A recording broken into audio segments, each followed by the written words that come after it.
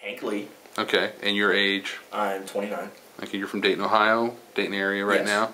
And? Jamie Lee. Okay, you're man and wife? Yes. And how old are you? I just turned 26. Okay, and you live in the Dayton area as well? Yes. Okay, I came upon your story one night actually posting a link telling everyone about our website that we were just starting up, which is a local Dayton news website. You're probably familiar with it by now. We do a lot of long interview type stories and stuff.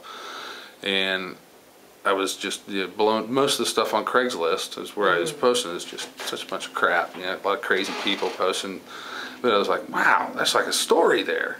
You know, you were really worried about some problems he was in. So I'm just going to let you take the floor from there because it's your guys' story. Okay, well, he was having a flashback from the war, and as I was trying to get him into the car to take him to the VA, somebody from our neighborhood called the police, and when the police showed up, they were just taking him right to jail. They weren't going to take him to the VA like I had asked them to. Okay. And Hank, you spent how many tours in Iraq? I did 2 tours in Afghanistan and 1 in Iraq. Okay, Iraq and Afghanistan. Yes, and it was part of the U.S. Army? Marine Corps. Okay. Yes, sir. And I'm seeing it's my bias coming in. I was an old combat engineer. So. Oh, well, that against me. Okay. So you were a Marine. You spent 2 tours in Afghanistan and Iraq. Yes. And had a flashback. Yes. I'm sure there's some very upsetting things. When I found out about Osama bin Laden dying, I just could not handle that.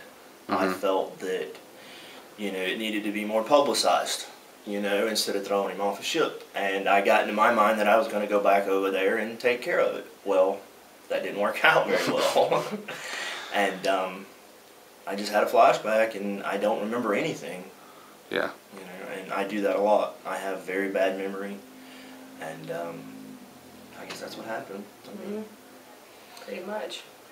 And instead of them taking him to the VA like they should be, they just threw him in jail where he couldn't get any of his medicine. Okay, and you sustained injury over there. I have been shot, stabbed, and blown up. Okay.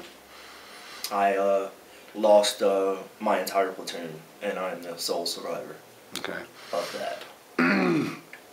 So obviously, you know, there's things probably in life that could bring up different situations that might remind you of a certain place where you can get upset, you know, and that's, you know, very understandable, you know, maybe not to people who have not been around what weaponry can do, but, you know, that's, it's no joke.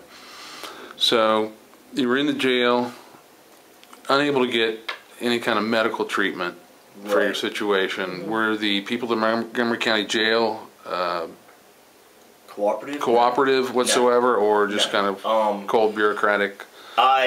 When I first got in there, I let them all know that I don't care if I have to stay in here. You know, I'm not trying to get out. I need my medicine because it will not be good. And I talked to people and called and did everything I could, and I actually did not sleep for 4 days in jail. And they would not help me, and they would not do anything. They kept trying to get me to admit that I was suicidal so they could put me in a room by myself. And I'm not suicidal, I just have flashbacks. You know, I'm past that point. And I got more respect from the convicts in jail than I did from the actual people in charge of the jail. And I have been accused of being a liar, and that I was making it all up, that I just wanted to get out of jail, and, you know, they pretty much did not want to do anything to help me. And obviously didn't do any research into the situation that... And I am 100% disabled from the military with PTSD, and it is written down, and I get a check every month for it. So they weren't willing to accept any sort of official documentation? No. And see, I actually went down to the jail and gave him all the medicines, and half the medicines they gave back to me saying, oh, we can't give that to him. So he didn't even, and then when I told him that I brought the medicine, he said I wasn't even getting that medicine. I wasn't getting it. I wasn't getting none because the bottles that we had, they actually had told me that they ran out of one of my medicines. Well, when I got the medicine back after I was released, the bottle was full of medicine. So I thought I was out. And there again, I didn't sleep for 3 days. You think this is a bigger problem than people are willing to admit? Of you get care at the Dayton VA, am I correct? Yes, sir. Okay, and it has a national reputation for PTSD treatment, and I know it has for years, going back Yes. even to like the Vietnam War. A lot of the homes and stuff that were built out there. Do you think local officials have any clue as to No. do you think they need training into recognizing? I believe so, because I have a tattoo of the Marine Corps on my back, and they were actually making fun of it when they arrested me. Mm-hmm. So I mean, I think it's just kind of, people like me that's been out for 6-7 years now, they've forgotten about us. It's all about the people now. Well, if you look into it, the war was 10 times worse 10 years ago than it is now. Mm-hmm. Like I said, I've buried 28 of my best friends, and it seems like nobody really cares anymore. It seems like that, and I'll be honest with you, I am not happy with this country at all. I'm very disappointed because I have been forgotten about. I do get a little bit of care at the VA, and I do get a check every month. That's not the big thing. Mm-hmm. I need help. I don't need you to put me in jail over something stupid when my wife is obviously trying to get me help and nobody will help me. That's why I moved to Ohio, but I will be leaving Ohio because of how I've been treated since I've been here with me and my wife. Mm-hmm. I don't agree with them. I don't agree with any of it. They're rude up here. Mm-hmm. They don't care. They are quick to call you a liar when you try to defend yourself. And it's just not right to me. I don't think it's right. Do you think they kind of treat everything like it's a big machine? Yeah. And people are all numbers? Yes, definitely.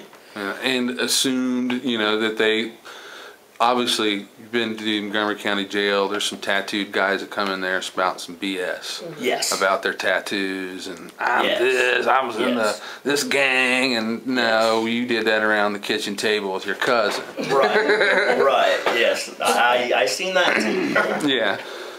But do you think they kind of give, they have bias against people with tattoos? Yes. Oh, I have been offended numerous of times by my tattoos. Mm-hmm.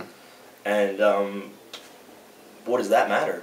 Sure. What does that matter? Do you know what I've done for this country? Mm-hmm. It doesn't matter if I have a tattoo on my forehead. It shouldn't matter. Sure. You shouldn't put people in a certain part.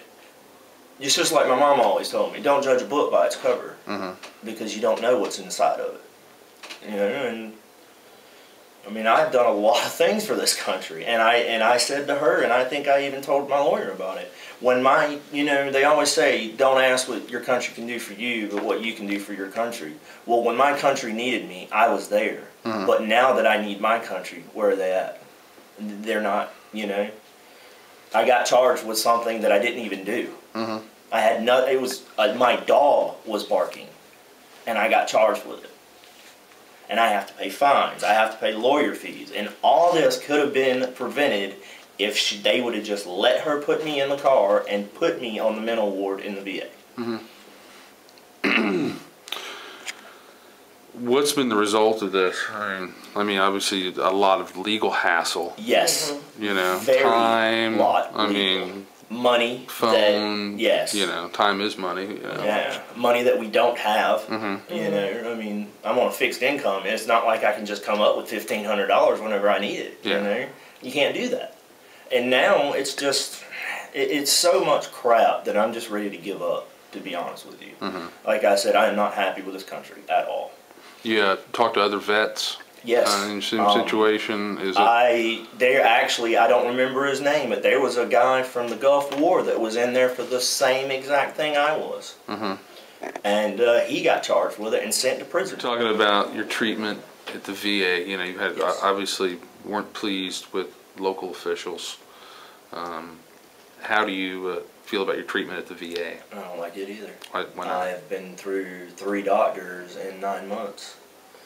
And the doctor actually took me off. I take up to about 15 medicines a day. Mm-hmm. That's every day. And he took me off all but 5 of them just to see how it would turn out. Well, we seen how it turned out. And nobody is willing to take responsibility for that. You know? So I don't understand that. And the VA, the IFOEF clinic are very helpful. But as far as the doctors and the people that aren't directly connected to veterans like me are not. They're not caring. They, you know, they want to call you a liar. Every time I come in there and they ask me, they always look at her and, you know, kind of like, is he lying? You know, I mean, so it's just not fair. I don't think it's fair at all. Do you think they should treat you with more honor? Yeah. And, you know. I mean, yeah. Like, you know, why not? You sure. know, why couldn't you? Yeah. You know, they, back in World War I and World War II, when they would get out of the service, all they would have to do is show that they were in the service and could get loans and all this. But now I have over $30,000 in debt with hospital bills because the VA will not pay for my hospital bills. Have you been in touch with any other veteran organizations? Like no, we've pretty much. I'm a very quiet person. Okay. I really didn't want to do this. Okay. But I don't want anything that I don't deserve, and I want that to be very known. I don't want anything I don't deserve, or special treatment than anybody else. But I think we should all be treated fair, and we should all be treated the same, and get what we deserve, and get help, and get taken care of. Because there's a lot of people coming back that don't understand and can't handle it. Does this change your view of the Middle Eastern wars? Yes. Yes. I was on a boat 3 days after September 11th, and I was very happy that I was going. By the end, I did not agree with it, and I still don't agree with it. I think that the moment when the more troops, casualties, overrided the casualties on September 11th, we should have stopped. Now they're in vain. Yeah, it's kind of spreading out to all kinds of other unrelated parties now. Yes. You know, who, you know, 10 years ago were just over there, chilling to themselves. Right. You know. Yes, and we actually trained the Afghan military. I don't know if you know that, but you know, when Russia tried to take them over, we provided them with arms and training. So why are we there? What are we doing? Well, one side would say terrorism, the other side would say oil pipelines through Uzbekistan. With the UNICAL had made plans on a few years before even 9/11, so there was people suspicious of that whole thing even to this day. So yes, yes. Where do you? We're talking about your immigration case as well. Yes. Okay. You guys had gotten married.